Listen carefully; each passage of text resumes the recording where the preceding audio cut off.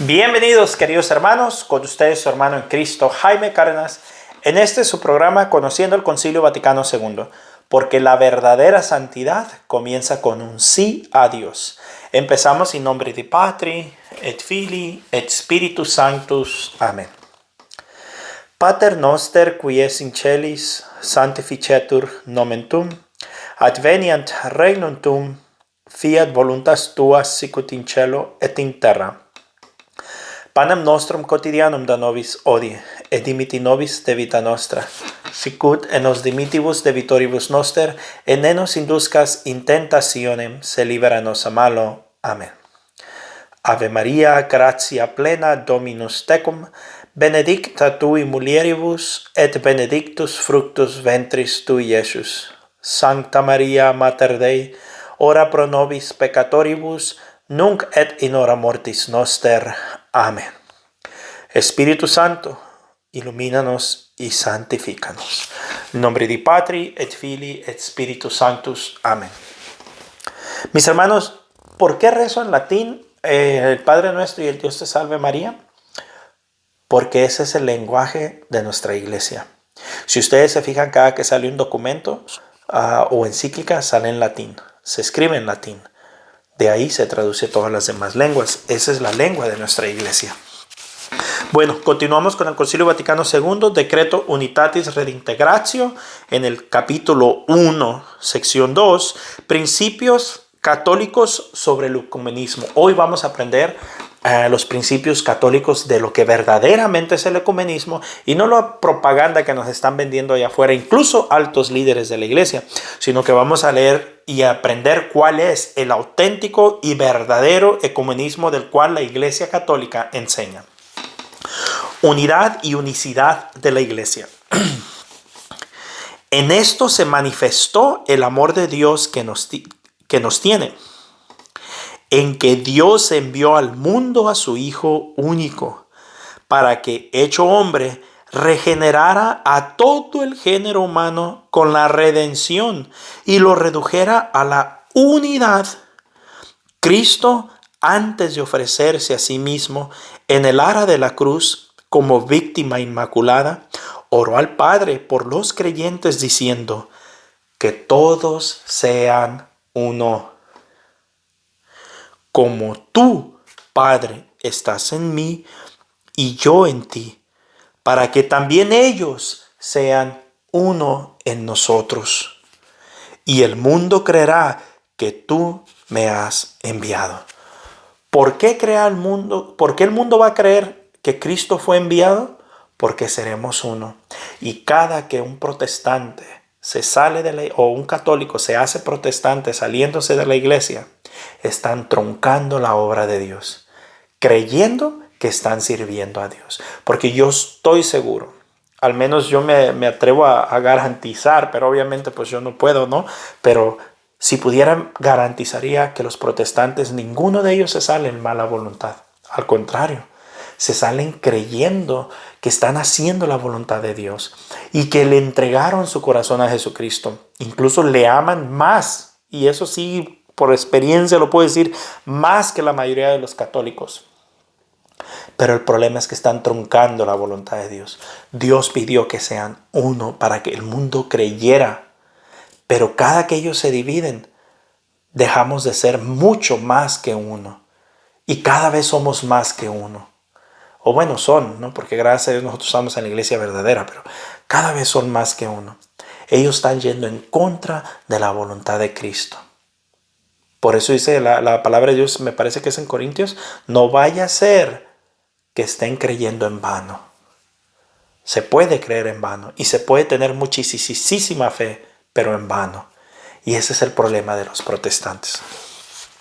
E instituyó en su iglesia el admirable sacramento de la Eucaristía, por medio del cual se significa y se realiza la unidad de la iglesia. Impuso a sus discípulos el mandato nuevo del amor mutuo y les prometió el Espíritu Paráclito, que permanecería eternamente con ellos como Señor y vivificador. Con ellos de esa iglesia. El problema con los hermanos protestantes es que ellos no tienen ninguna de las promesas de Cristo. Porque para tener las promesas de Cristo hay que estar en la iglesia que Cristo fundó. Y como ellos no están en la iglesia que Cristo fundó, entonces no tienen ni una de las promesas de Cristo. Con esto no estoy diciendo que se van a ir al infierno, todo eso yo no lo sé, eso solo Dios lo sabe. Pero todas estas promesas fueron dadas a su iglesia. Si ellos tienen otras bendiciones, no sé, quizás sí, quizás no. Y ese es el problema. ¿Para qué arriesgarse?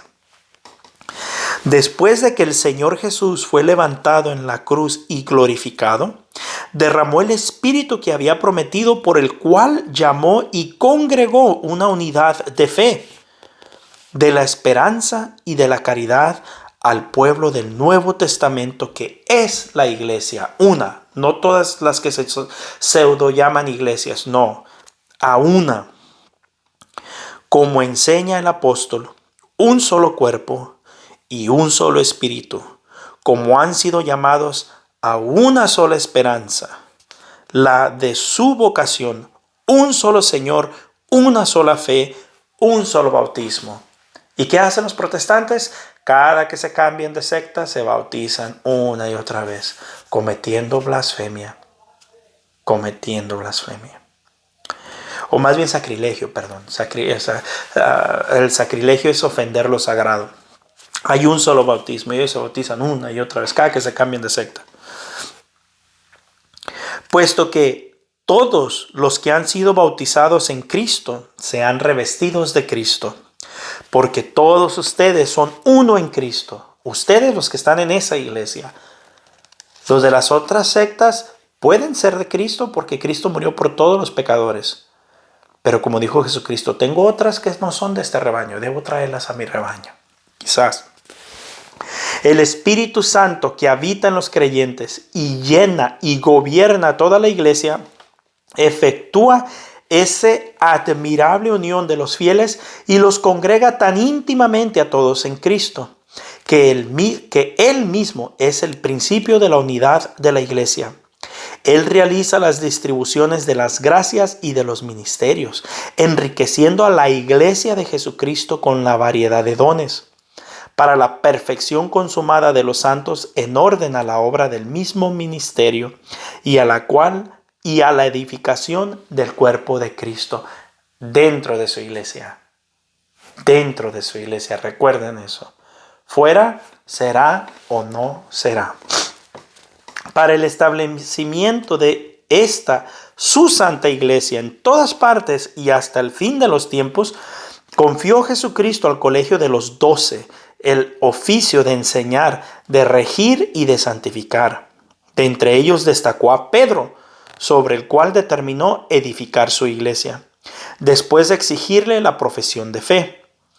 A él prometió las llaves del reino de los cielos, y previa a la manifestación de su amor, le confió todas las ovejas para que las confirmara en la fe y las apacentara en la perfecta unidad, reservándose Jesucristo el ser Él mismo para siempre la piedra fundamental y el pastor de nuestras almas.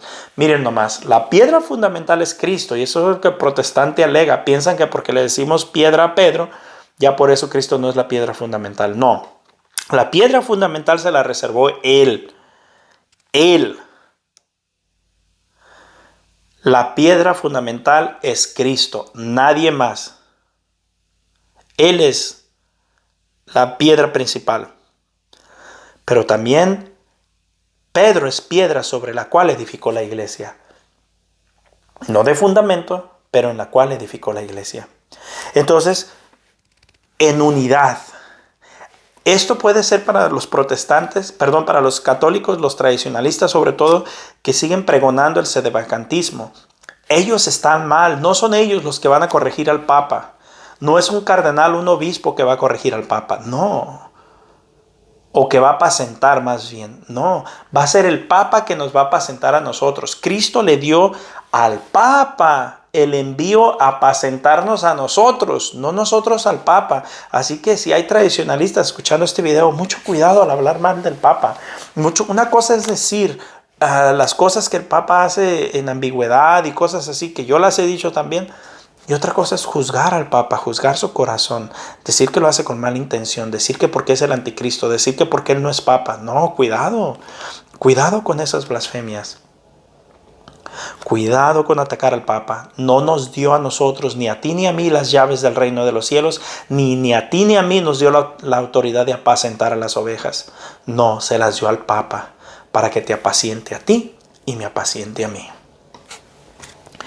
Jesucristo quiere que su pueblo se desarrolle por medio de la fiel predicación del Evangelio. La predicación fiel, y este es un llamado a los sacerdotes, a los cardenales, a los obispos, al Santo Padre, que sean fieles al Evangelio, no tengan miedo a ser políticamente correctos, no tengan miedo a no andar ofendiendo, no tengan miedo a que alguien se sienta excluido. No, ustedes, su deber, su responsabilidad, principalmente a ustedes, es que prediquen el Evangelio como Cristo lo dejó. Pero tenemos tantos líderes que más bien son gobernantes, son políticos, quieren agradar a todo el mundo. No, su responsabilidad principalmente a ustedes es de dar el Evangelio fielmente. Fielmente. De ahí nosotros podemos hacer nuestra parte los laicos. Pero ¿qué puede tener mi palabra? ¿Qué peso puede tener comparado a que esté un obispo aquí sentado? A que esté un cardenal. A que esté un sacerdote aquí sentado. ¿Yo qué peso puedo tener un simple laico? Esa responsabilidad es más para el sacerdote. Pero hay tanto trabajo que nosotros debemos de poner nuestro granito de arena. Pero principalmente son ustedes los enviados. Y la administración de los sacramentos y por el gobierno en el amor, afectuado todo ello por los apóstoles y sus sucesores, es decir, por los obispos con su cabeza, el sucesor de Pedro, obrando el Espíritu Santo, y realiza su comunión en la unidad, en la profesión de una sola fe, en la comunión, en la común celebración del culto divino y en la concordia fraternal de la familia de Dios. Así, la iglesia, único rebaño de Dios. Miren cómo la iglesia es clara. El único rebaño de Cristo es la iglesia, no las sectas. Ninguna secta es rebaño de Cristo. Son ovejas que están en otro rebaño, que Dios quiere traerlas. Pero solo hay un rebaño y esa es la iglesia. Como un estandarte alzado ante todos los pueblos, comunicando el evangelio de la paz a todo el género humano, peregrina llena de esperanza hacia la patria celestial. Este es el sagrado misterio de la unidad de la iglesia en Cristo y por medio de Cristo, comunicando el Espíritu Santo, la variedad de sus dones, el modelo supremo y el principio de este misterio es la unidad de un solo Dios en la Trinidad de personas, Padre, Hijo y Espíritu Santo. Mis hermanos, la iglesia cuando habla en doctrina no vacila. Cuando la iglesia plasma la doctrina para la evangelización y la enseñanza, no está políticamente correcta. La dice tal cual como es. Acéptela quien la acepte, créyala quien la crea, le guste a quien le guste. Esta es la doctrina de la iglesia. Una iglesia. Que ahora nos quieran decir ciertos líderes otras cosas, pues se les respeta, son palabras que ellos dicen, pero no es la doctrina de la iglesia. Eso de que Dios buscará la manera de salvarnos. No, la manera aquí está. Esa es la manera que nos salvó Cristo. Que Dios sabrá que cada quien viva como quiera, al fin de cuentas es el mismo Dios. No, hay una sola iglesia que Cristo fundó y todas las demás son piedra de tropiezo. Estoy hablando del cristianismo. Todas las demás religiones, hinduistas, musulmanes, islámicos, todo eso es harina de otro costal, no es el tema que estamos hablando ahorita.